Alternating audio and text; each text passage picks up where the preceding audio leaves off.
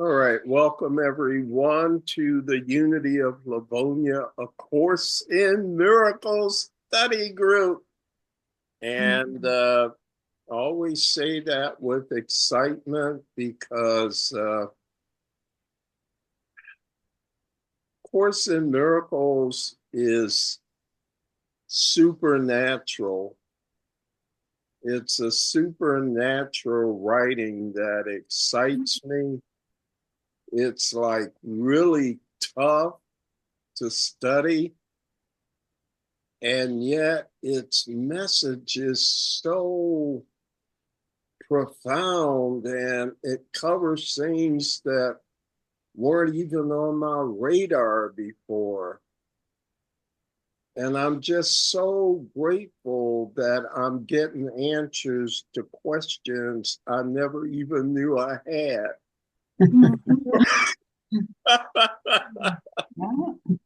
And so I'm just grateful for this modern day classic from Jesus himself.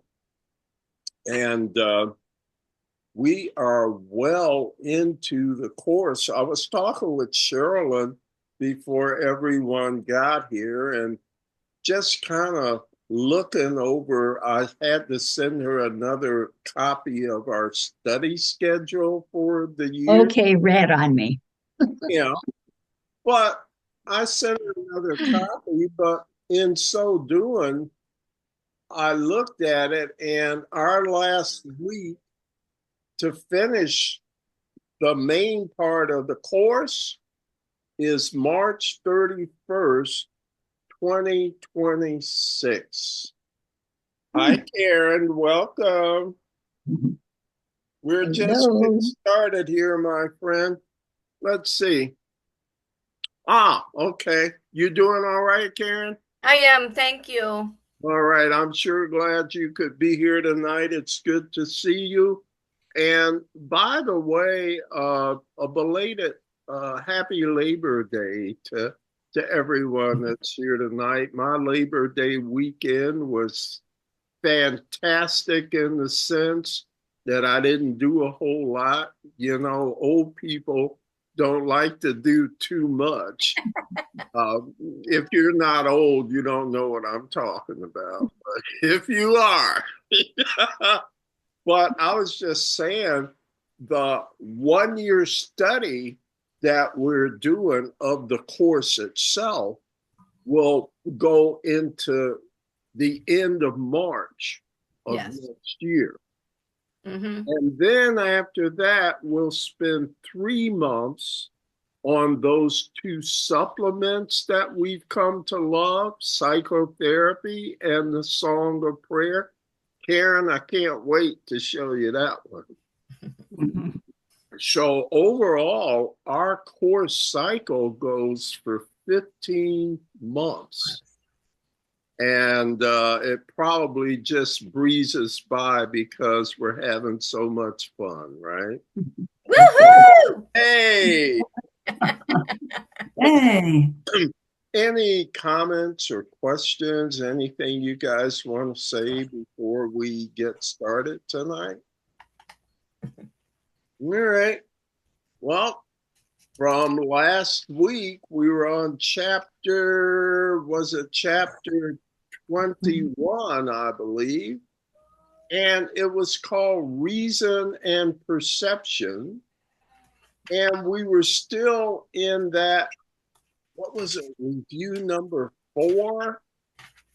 And we covered lessons 141 to 147. Those were all review lessons. Comments, questions on that material? Anything that stood out to you that you'd like to talk about a little? All right. Well, that's I like those short and simple. I like the reviews. I think they're very helpful. oh, great. I'm glad you appreciate those. I remember when I was doing the course every year and early on, I didn't appreciate the reviews. I was so interested in getting on to what the next group of lessons were going to be that I didn't appreciate the reviews the way as much as I should. And the way that Jesus sets out in the introduction to the reviews. So I'm glad you're appreciating those. What about the text reading, reason and perception? That was chapter 21 in the text. And I don't know. I just thought we could have some fun with chapter 21. So if you would indulge me, y'all trust me, right? Right. Sure. Yeah. Right, that's not it. This is what I want. I want this. How about a pop quiz? Oh, Hey. okay. Chapter 21, Reason and Perception. Just fill in the blanks. I think we got, 8? And then the answers are at the bottom. Let's take a run through. Blank makes perception. The world you see is what you gave it, nothing more than that. What blank? Projection. Oh, this girl is with it tonight. Yeah, projection makes perception. Explain, since who else is smart besides Hilda if you want to tell us about that. Yeah. Well, what we see, what we look at, what we think projects onto and creates our perception of something. It's Yeah. kind of like, I think it's kind of like a circular thing because, Yes. you know, Yeah, it that's says the best I can do. the world you see is an indicator of your mental state. And that's incredible to digest, isn't it? Are you saying the world I see isn't real? It's an illusion. Actually, we've been saying that globally since we started, right? Yes. Okay. So again, this all comes from that principle of mentalism and shows you how powerful your mind is. So if you don't like what you see, what should you do? What should you change? Your thoughts. All right. Excellent. You guys are so good. Let's go to the next one. Blank will always give you false directions, but vision shows you where to go. Why should you guess? What will always give you false directions? The ego. The ego. Okay, it starts with a J. Yeah, let's see here. Okay. Judgment. Judgment. Judgment. Yeah. Who said judgment? More. Carolyn. All right. So, yes. So, what are they saying? Judgment will always give you false direction. I'm thinking of another passage in the Course where Jesus says, judging the motivation of others is hazardous to you. Why?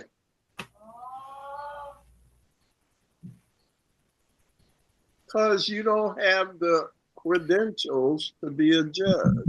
No. what makes you a good judge? Be objective. Well, how can you be objective when you can't see anything relatively? What does that do to your objectivity when you can't see clearly? When what you're seeing is colored by what you think.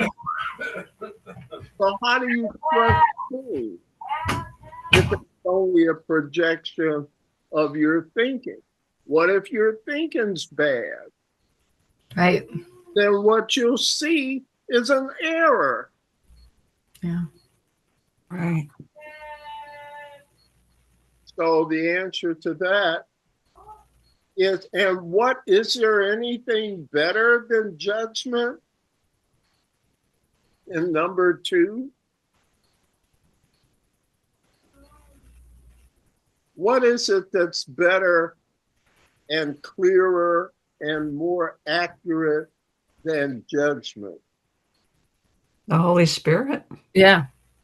And the word they use here is what? Vision. Vision.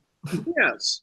And you'll hear it called vision. You'll hear it called the vision of the Holy Spirit, or you'll hear it called Christ vision.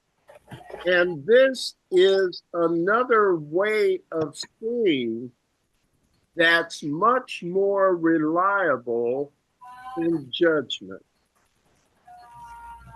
Number 3, I am responsible for what I blank.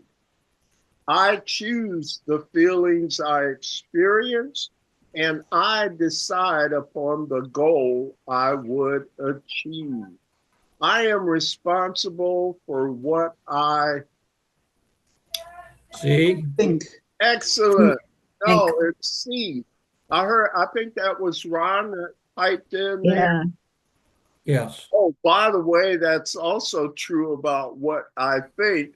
It's just that in this particular case, the answer is SEE. Number 4, all special relationships have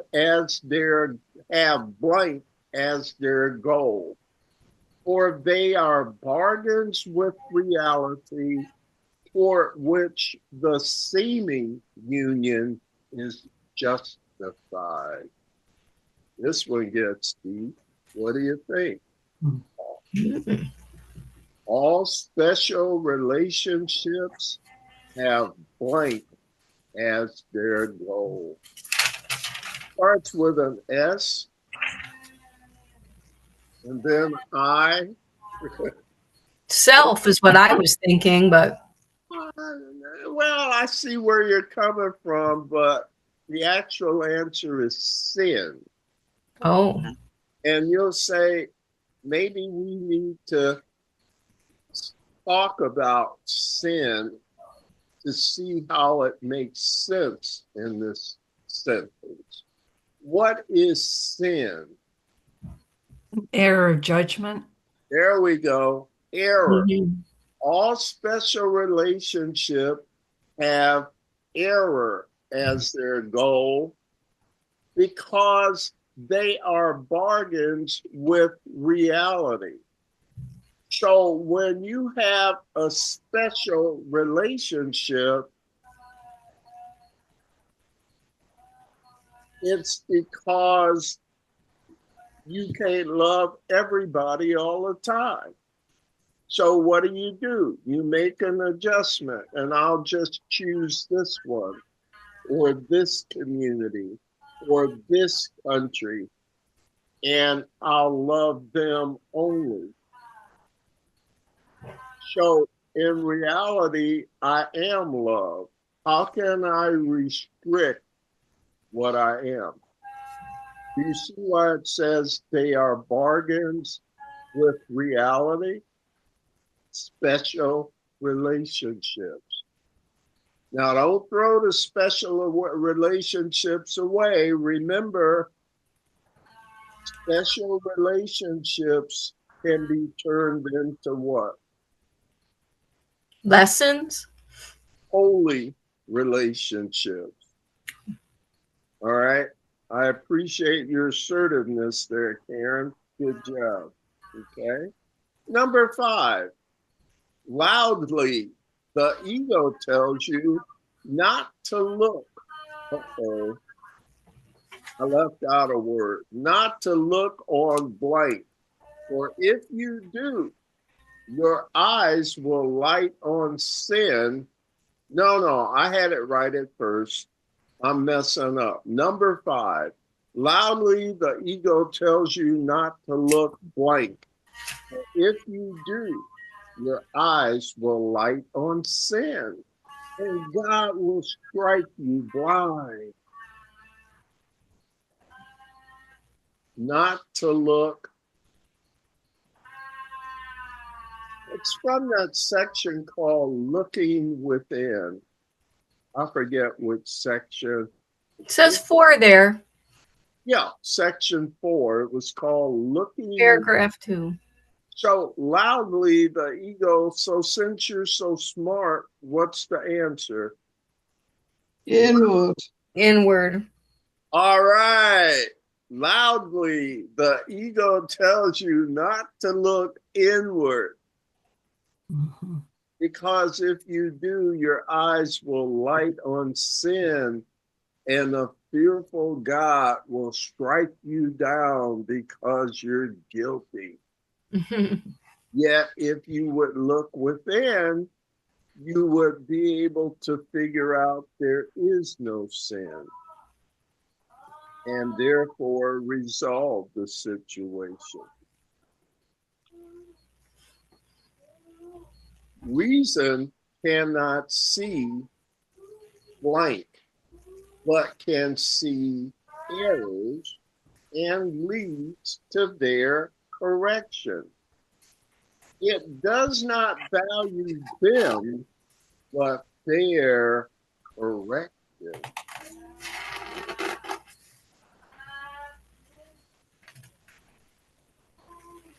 Reason can see Go ahead.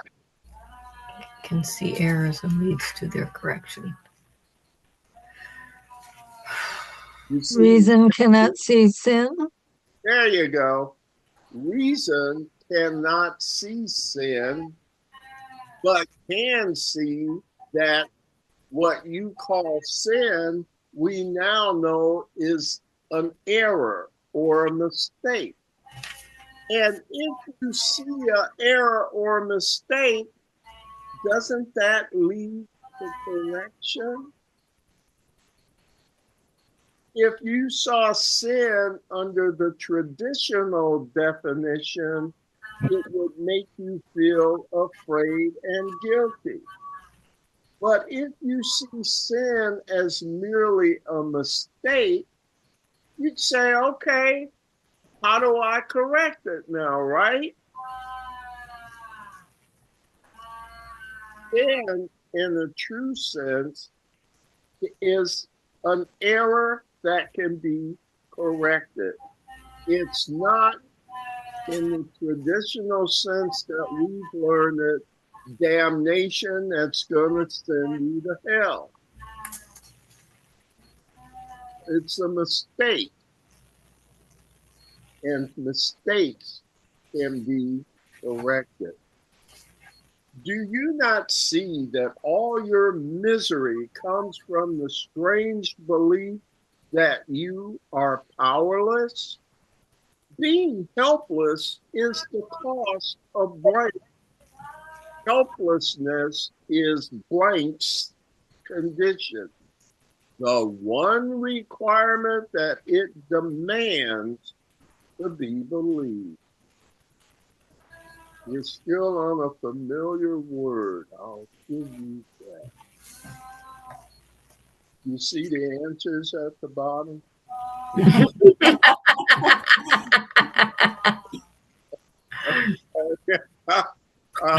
No pressure here, right?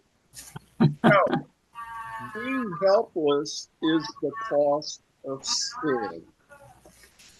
What is sin? It's an error or it's a mistake. Helplessness is sin's condition, the one requirement that it makes to be believed. What is the one requirement that sin requires? Helplessness. Mm. Oh man, I'm guilty. Oh, I did a terrible thing. I can't, well, can I get to heaven now? Look what I've done. And you feel like you made this gargantuan problem. No, what you made is a mistake in how you were looking at the situation.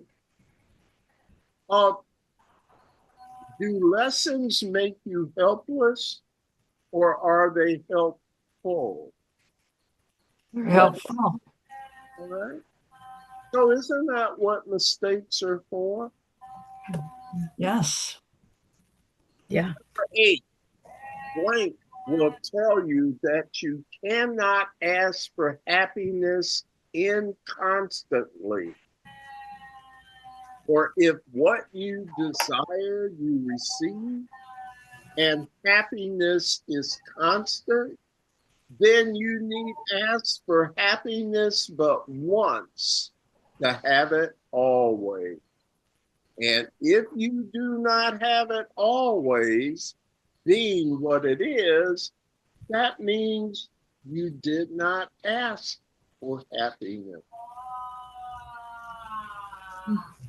Well, according to the answers, reason. Number 8, reason. Yeah, I mean, if happiness is constant and you always get what you ask for, if you didn't get a constant happiness, it's because you were asking for something else. Does that make sense? I think so.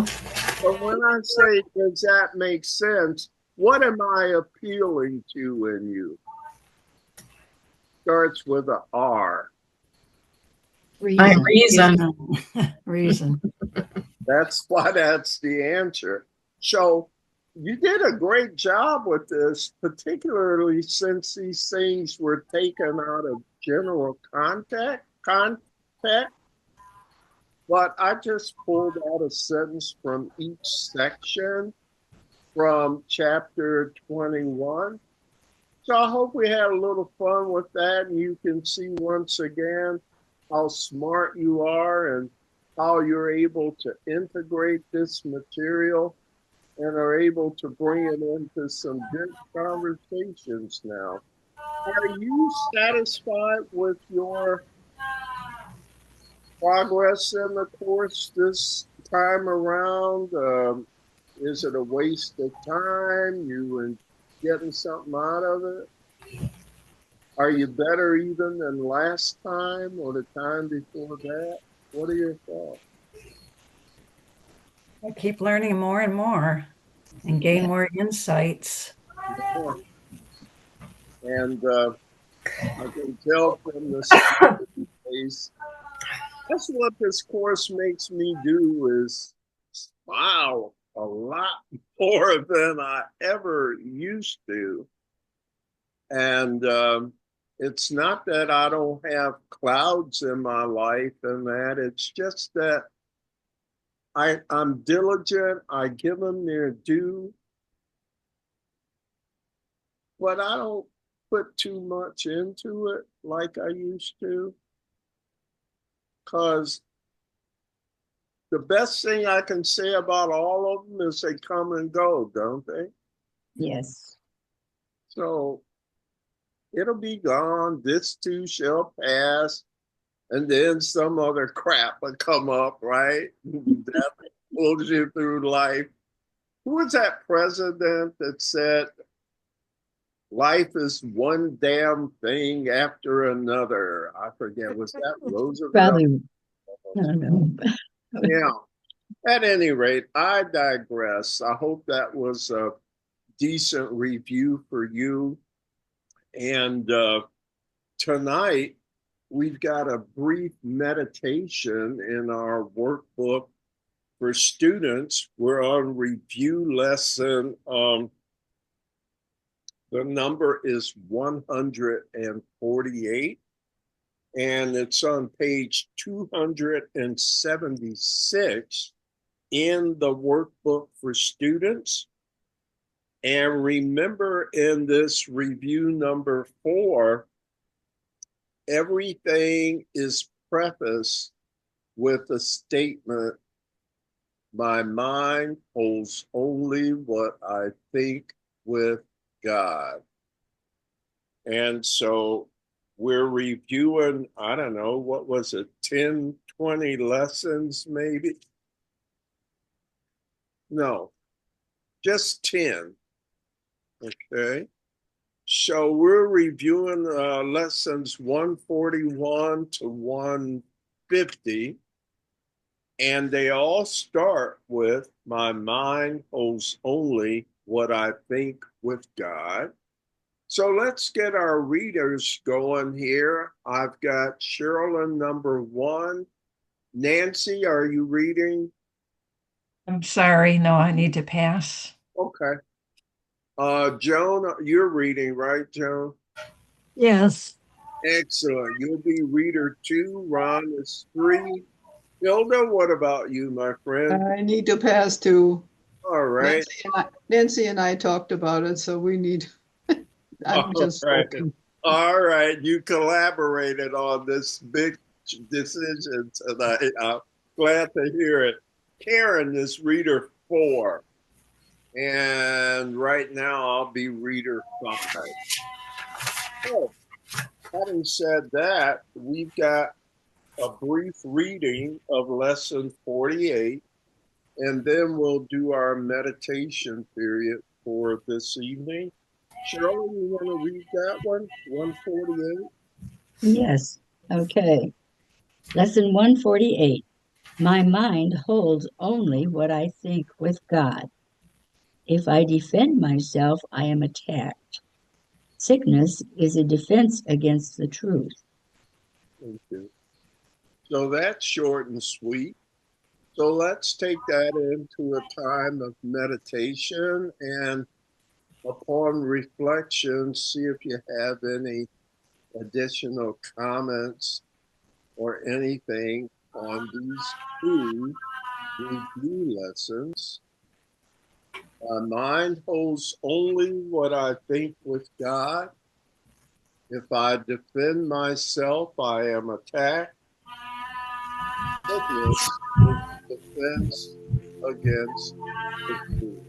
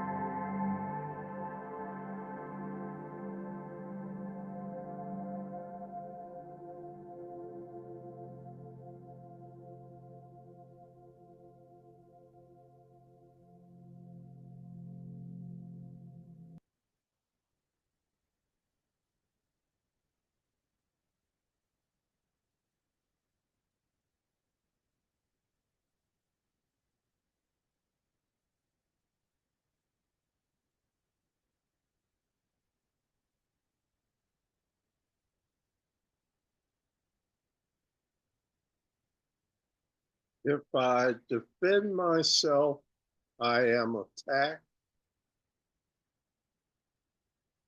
Sickness is a defense against the truth.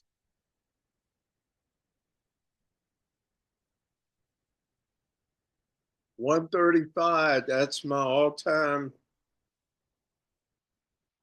I hesitate to say it's my all-time favorite because I got so many of them, but man, that's definitely in the top 5. What do I mean by if I defend myself, I am attacked?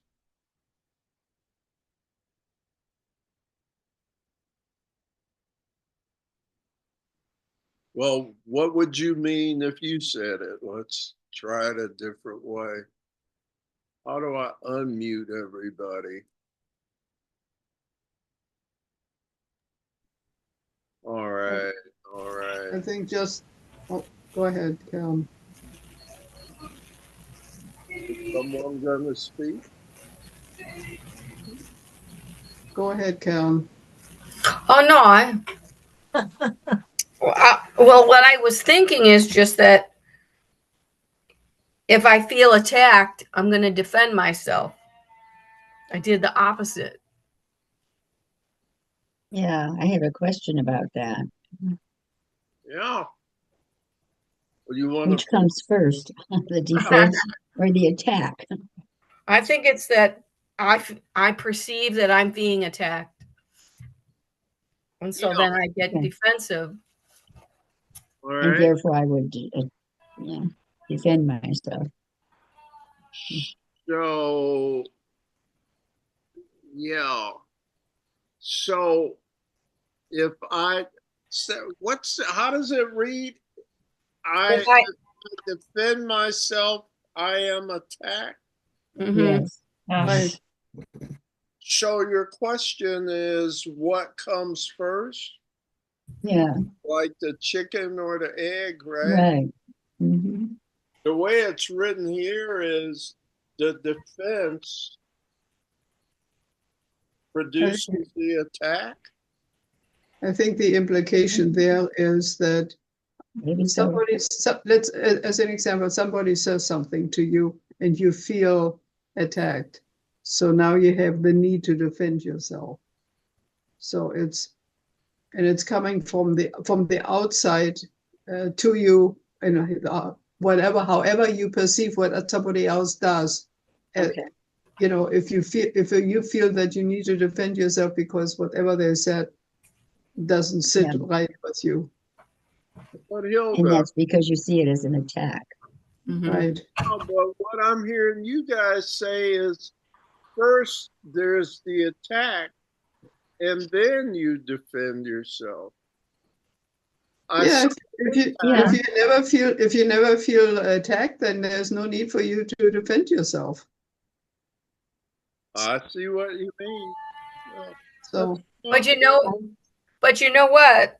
What it's saying there is that if you defend yourself, then you're bringing on an attack. If you take anything into defense, Right. it's going to encourage the Yeah. person to project more. So if I'm hearing, well, I see an attack and then I defend myself. And then here's something that says, no, that's not the order. It was my defense that brought on the seeming attack. Hmm. So it can get confusing, can it? Hmm. Yes. So if you in your thoughts are defensive, what will you outpicture? Remember, Being attacked. projection makes Mhm. perception. So if in your mind you're frightened, you're afraid, you're vulnerable, you think you need to protect yourself from an enemy, what will you outpicture something to protect Defend. yourself Right. from. That's interesting. That's my friend, as we were, as we were talking about earlier, Jim. Well, that's nice. It's just that sometimes I haven't heard her call her your friend. What I'm saying is when she has an angry attack, it's because she's perceiving that I am attacking her, which I'm And not. what are you doing? The I was same just carrying thing. on trying to carry on a conversation with her. All right. So, hey, I'm not arguing with any of these normal day-to-day interactions except to see the course's teachings Yes, asks us to take another look at what is happening. yeah, Maybe what you thought was happening was your prophecy coming true. mhm. You know, I don't like, I don't know. there's something about that one I don't like. I better be It's leery of it this. feels I'm not backward at about first. you, I'm in general. Yeah, I Or know. not picking on you. I know. Let's go ahead, dear, if you have a comment now. No, I'm true. Okay. So what comes first, the chicken or the egg? Isn't that the issue? Yeah, that's the question. Yeah, Yeah. So if someone is out picturing yeah, from a defensive posture, yes. it'll produce what they're looking for. So you're also attacking yourself. Yeah. Yeah, that's, I mean, on so many levels. I mean, first of all, we're all one. Yes. What we're doing is creating our own suffering by being in a mental position of defensiveness, thinking I have enemies, thinking I have to protect myself, thinking that everyone isn't safe. So not only are you doing this, but the majority of 8 billion folks around the world think this is normal. And then they reap what they put out. And then they say, see, isn't the world terrible as I always thought? Projection makes perception. Defenses produce attack. Did Jesus defend himself? No.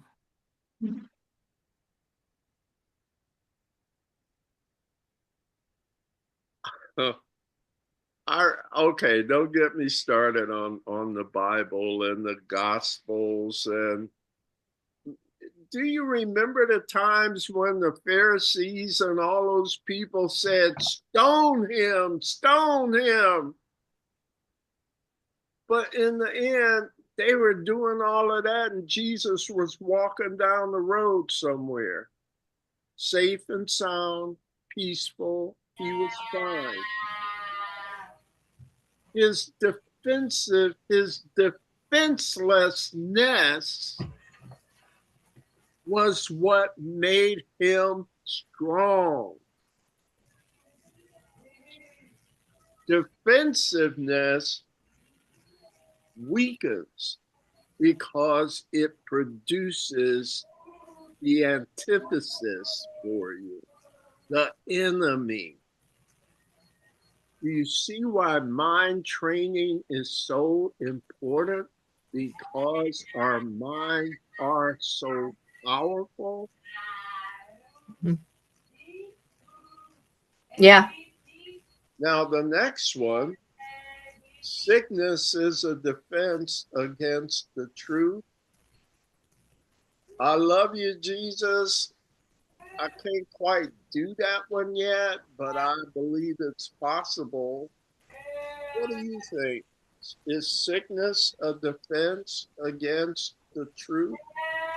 And who in their right mind would produce sickness to defend themselves against the truth? Evidently, a whole lot of people. That's why he's writing about it. Your comments. It's lesson 136. Well, it's definitely a great distraction. When you are sick, you don't focus on anything else. Okay. Right? Right. That's great comment there. Does that mean when there's a comment, Hilda? Yeah, well, yeah, I think one way of looking at it too would be that since we assume whatever God creates is perfect and cannot be not perfect, then if you perceive sickness, so you don't you no longer believe that the infallibility of God. So that means if I get a cold or flu, Yeah. And see, that's a difficulty, you find this very hard to comprehend. and over the years, at least it sounds possible. And then I think about lesson 190. I think that's the number. It says, I choose the joy of God over pain. It's simply a choice. Well, I'm not, in all honesty, I don't know if I'm doing that. I don't think I am. But I still believe it's possible for me. I still believe this is the path that I'm getting into, so much so that I become like spiritual masters that we've all heard and read about, whether it's Jesus, or Yogananda, or the spiritual teachers of the Far East, if you've read that 1900 series from India. And these were spiritual masters. They could do stuff like be in 2 or 3 places at once. Have y'all ever heard of humans that can do, theoretically, that could do stuff like that? Mm-hmm. So I'm not at that level yet, but hell, I'm a lot farther than I used to be. So maybe this too is possible for me. Maybe it is for you too.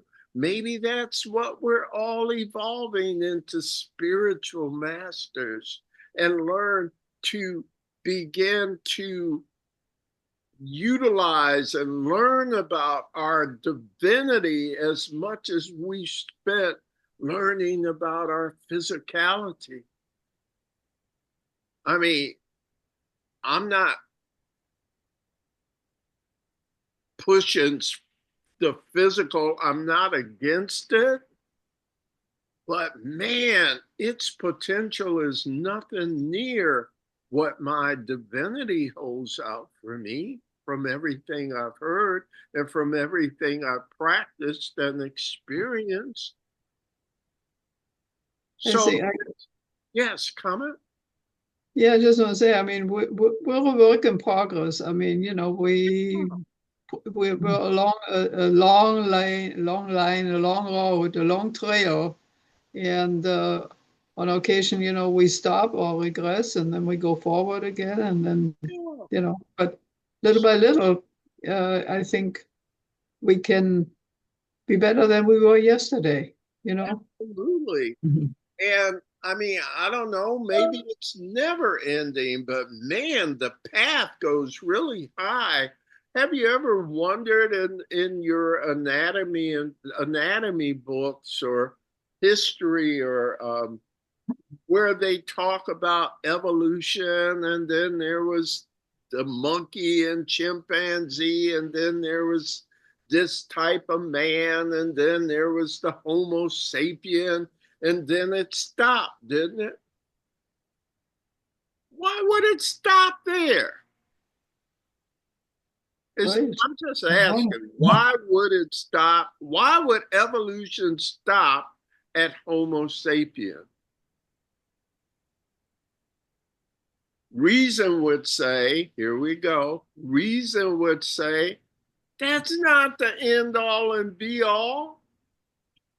Maybe we're merely the harbingers or precursors of some new species that we're evolving into. And if you read spiritual literature, that's exactly what many of them would say. Listen to, the founder of Unity, Fillmore, and his wife. Read some of Fillmore's, and it says Jesus was the archetype of the new human, a representative of what humanity is evolving into. All of us will evolve into the Christ. Seriously, Charles, read some of his writings. And he's not the only one. So I'm just saying, aren't you excited about the potential that you have in you right now? Okay. Anyhow, 2 short lesson titles. I turned it into a speech. Helpful? Yes. All right. It So sure is. I made, let's go into our text reading for tonight. And we are on page 467 in the text. It's chapter 22. And I may have made a mistake on my schedule. I put we were supposed to do the introduction and section Roman 1 tonight. But when I was looking at the schedule earlier with Sherilyn, it said only the introduction. So whether we do the introduction and Roman 1 or not, we'll do what we do. You know our speed, right? Yep. So let's just see where it ends up. We're up to our next reader. That would be Joan to get us started, please. Okay. Chapter 22, Salvation and the Holy Relationship. Introduction. Take pity on yourself, so long enslaved. Rejoice, whom God hath joined, have come together, and need no longer look on sin apart. No two can look on sin together, for they could never see it in the same place and time. Sin is a strictly individual perception, seen in the other, yet believed by each to be within himself.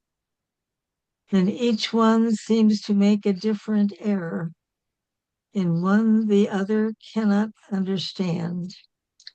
Rather, it is the same, made by the same, and forgiven for its maker in the same way.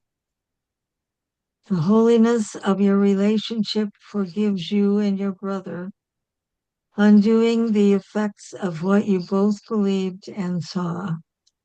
And with their going is the need for sin gone with them. Thanks, Joan. And Ron, paragraph 2, please, sir. Who has need for sin? Only the lonely and alone who see their brothers different from themselves. It is this difference, seen but not real, that makes the need for sin not real, but seem justified. There you go. And all this would be real if sin were so. For an unholy relationship is based on differences, where each one thinks the other has what he has not. They come together each to complete himself and rob the other. They stay onto until they think that there is nothing left to steal and then move on. And so they wander through a world of strangers, unlike themselves, living with their bodies, perhaps under a common roof that shelters neither, in the same room, and yet a world apart. Thanks, Ron. All right, so we're off to a good start. Comments on paragraph 1?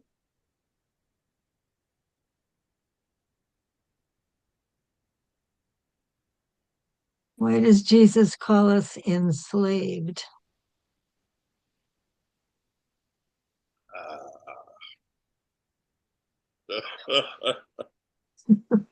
Uh, let me turn it back around. Why do the rest of you, somebody help me out with Joan's question.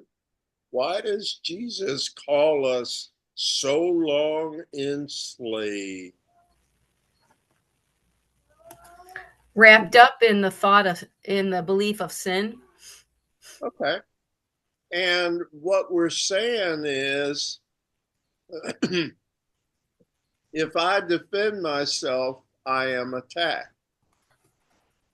Why do you think you need to defend yourself? Because you believe you have enemies. You think you have enemies, so you see enemies. You've enslaved yourself, is what he's saying for so long. Rejoice. Let me tell you what the problem is. The problem is errors in your thinking. That's the root of the problem. If you didn't think enemies, you wouldn't see them. If I defend myself, if I set up defenses, what I'm prophesying will come to me.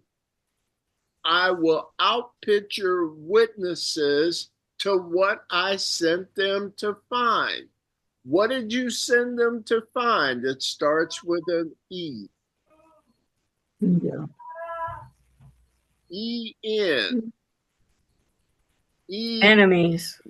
Okay. But ego is in that same kind of ballpark.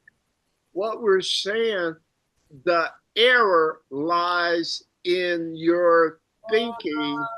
Your thinking is error prone. What's another word for error?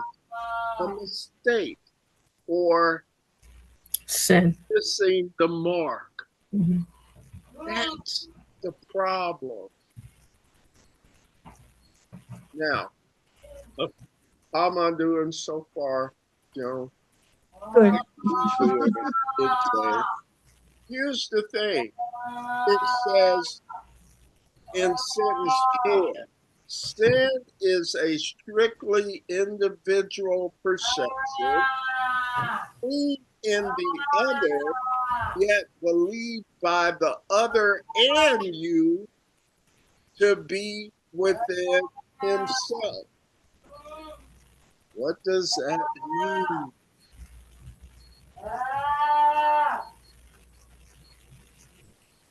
It means both of you are afraid.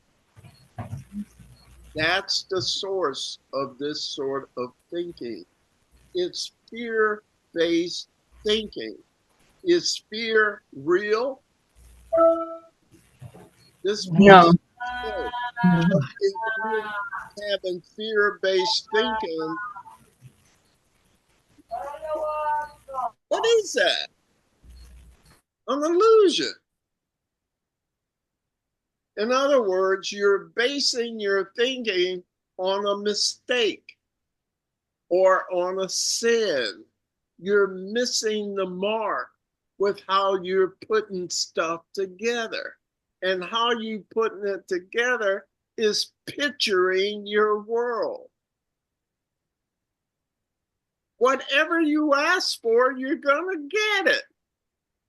We had a passage like that from our review, right? Whatever you ask for. So, yes, so long enslaved. Now, who enslaved you? Yourself. Thanks to our friend, the EGO. I heard that one, right? Here's the thing. If you're doing this, don't feel bad, because they're doing it too. Everybody's doing it. It must be cool if everybody's doing it, right? So don't get down on yourself. What are errors for? We read that passage. It said something about the Holy Spirit never recognizes error except as something to be corrected. So that's where our efforts lie, not in blame, not in recrimination, but in, okay, how do I let that go and start something more positive for myself?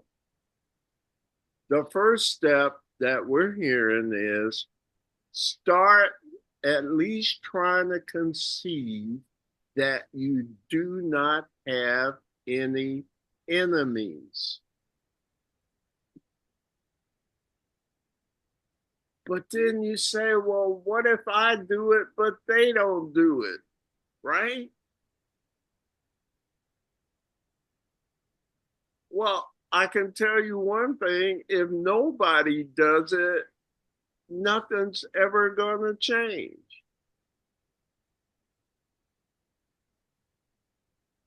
So now that person that is not willing to observe this, now your mission becomes, how can I teach them the lesson that has freed me? And the Holy Spirit says, work with me. I'll show you how to do that. And you say, because right now, I can't talk to them, right? I can't try and say, hey, I love you. They don't even want to hear that right now. Holy Spirit says, I got this, okay? Just calm down. Are you willing? You say, yes, I got this. And then when you see it happen, you say, oh my God, that was a miracle. Well, isn't that what you asked for? Mm-hmm. How about anything else in paragraph 1 that caught your attention? We're just getting introduced into this new chapter. Paragraph 2, anything there for you? You see the double talk Mm-hmm. that Ron was reading? Sentence 3, it is this difference, seen but not real, that makes the need for sin not real but seen justified. And all this would be real, if sin were so. First of all, it's describing the special relationships that we think are normal. And so what does Jesus mean in that double talk sentence number 3? What difference is he referring to? It said it is this difference. What difference? It's in the previous sentence, I'm assuming. Mhm. Only the lonely and afraid, the lonely and alone see their brothers differently. All right. So those who see their brothers differently from themselves, that says it's seen, but what you're seeing is not real. That makes the need for you to make the error of believing it real. It's not real, but in order to make this work, you have to go under the erroneous impression that they're different from you. That's a sin. It's an error. It's a mistake.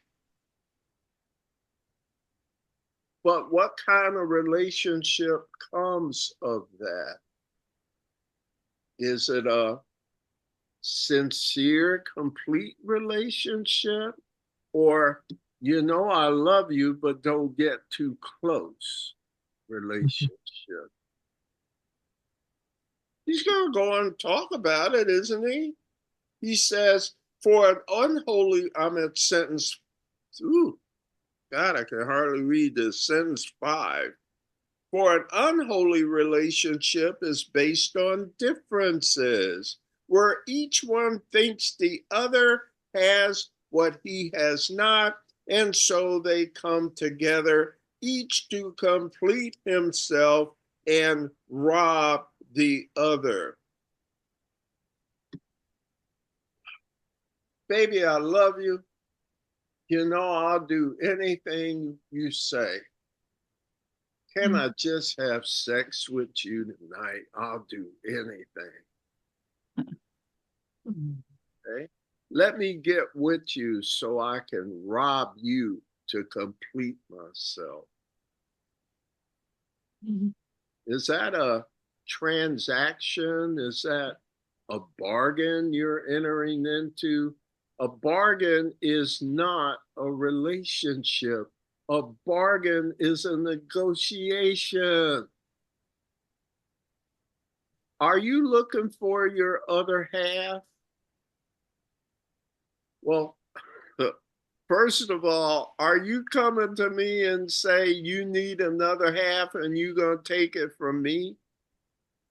And you're willing to do whatever I say as long as I do whatever you say? And I'm saying, yeah, because I'm seeing it the same way too, from my point of view.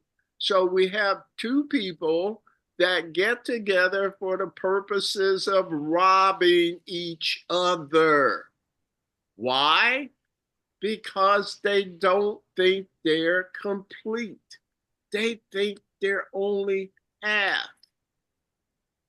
The fact that they think they're incomplete is a sin, isn't it? What's a sin? A mistake. An error. That's not true. So if that part's not true, what is there you need to rob anybody of? What do you need? So let's read more about that in paragraph 3. Karen, would you? Paragraph 3. The holy relationship starts from a different premise. Excuse me. Each one has looked within and seen no lack. Accepting his completion, he would extend it by joining with another, whole as himself. He sees no difference between these selves, for differences are only of the body, and therefore he looks on nothing he would take. He denies not his own reality because it is the truth. Just under heaven does he stand, but close enough not to return to earth. for this relationship has heaven's holiness. How far from home can a relationship so like to be heaven be? That's Close interesting. enough. Think what a holy relationship can teach. Here is belief in differences undone. Here is the faith in differences shifted to sameness. And here is sight of differences transformed to vision. Judgment cannot see. Vision sees. So, do you see how right away you've given up the body's eyes that see all these differences in favor of another way of seeing that sees sameness? So instead of some of your brothers and sisters being special, what if they're all special because they're all the Same. okay? Do you see the replacement of vision for judgment? Reason now can lead you and your brother to the logical conclusion of your union. It must extend as you extended when you and he joined. The union must reach out beyond itself as you reached out beyond the body to let you and your brother be joined. And now the sameness that you saw extends and finally removes all sense of differences so that the sameness that lies beneath them all becomes apparent. Here is the golden circle. There's that golden circle thing again, where you recognize the Son of God for what is born into a holy relationship can never end. It is not a transient negotiation. It is a lasting bond, not based on what you can take from each other,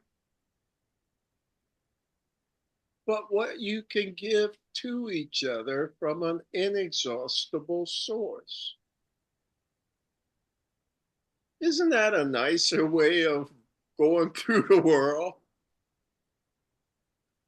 Any comments from you to this introduction about the holy relationship? And you remember we talked before about special relationships and how the Holy Spirit never destroys what you made because it knows you love what you made. You put a lot of faith and effort and willingness into making up that lie. So I'm not going to take it from you. I'm just going to make it better by giving it a different purpose. You still come together with your special relationships, but now who's your partner now?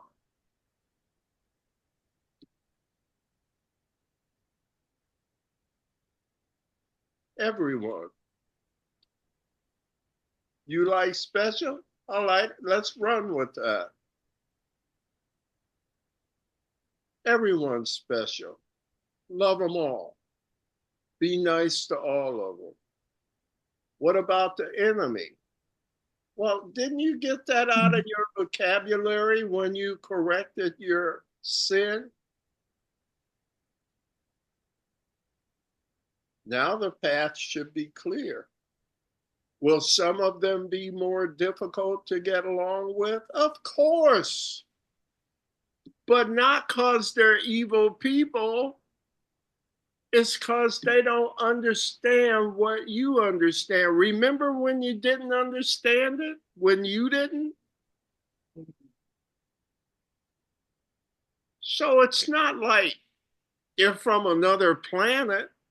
You were like that yesterday. They're not evil people, just people who are making mistakes in thinking. And what does mistake in thinking do? Produces mistakes in perception. Projection makes perception. What you send, you see. What you reap, you sow. Is this so different than anything else? I am responsible for what I see. They're not responsible for it. I'm responsible for it. You say, well, I don't like that. Stop talking to me that way. And that's exactly what your ego would feel about this conversation, isn't it? All right. I'm thinking we'll do better to just take the win and let's call it quits here. It's almost 8:30. And Lord knows I put you through some really long sessions. So wouldn't this be nice if we actually ended on time? Yeah. All right. I do not think it's feasible for me to do justice to so much of this material. But if I can get you off to a good enough start to whether you try and tackle some more throughout the week and try and do it with some consistency, I think as a facilitator, that's pretty much all I can do is get you in the mindset for what the chapter's going to be talking about. And that Jesus, I haven't come across a better writer. I know he uses a lot of pronouns, but he's so efficient with that. And I guess the pronouns slow you down too, because aren't you seeing there's no substitute for understanding what it and this and all those things where you have to go back and clarify what the hell he's talking about? All of these things make you spend more time with the material, doesn't it? And I think he does that to make sure you see what a deep study this is. But man, if you can get into this, oh, would you be a brilliant psychologist if you understood this? Absolutely. All right. So, hey, Work in progress. there you go. You need some extra cash, you can do. Oh, you might have to go to school there. At any rate, thank you for being here. Final comments, questions, criticism. We okay tonight? Thank you for hanging in here. Thank you. Yes. You're very welcome. Mhm. I enjoy this for myself, so it's a win-win. Hilda, we're ready to turn it over, my friend, please. Yes, so the light of God surrounds us. The love of God enfolds us. The power of God protects us. The presence of God watches over us. Wherever we are, God is. I am the light of God. I am. I am the the light light of of God. God. I am the love of God. I I am. am the the love love of of God. God. I am the power of God. I I am. am the the power power of of God. God. I am the presence of God. I am. I am the presence presence of of God. God. Therefore, Therefore, Therefore, wherever I am, wherever Wherever I I am, am, God is, God is, God God is. is, and all is well. and and all all All is is well. well. There is nothing to fear. there is There is nothing. nothing to To fear. fear. There is only love. There is. There is Only only love. love. Namaste. Namaste. Namaste. So thank you all once again, and hopefully you got the email about ACIM music and meditation tomorrow night. And our meditation topic is All is Well, parenthesis, God's Plan of Salvation, Part 1. And I'm going to try my hand at explaining this whole God's plan of salvation in as plain English as I can come up with. Because when you understand this plan, you'll see why, despite all appearances, all is well, all is going according to plan. So join us if you can. And beyond that, I will see you soon. And thank you for coming out tonight, okay? Thank you. Thank you, Thank Jim. you. Thank you, Thank you, Jim. Jim. Take care Have a now. blessed week, everybody. Thank You you. too. Thank you. Thank Good you. night. Bye.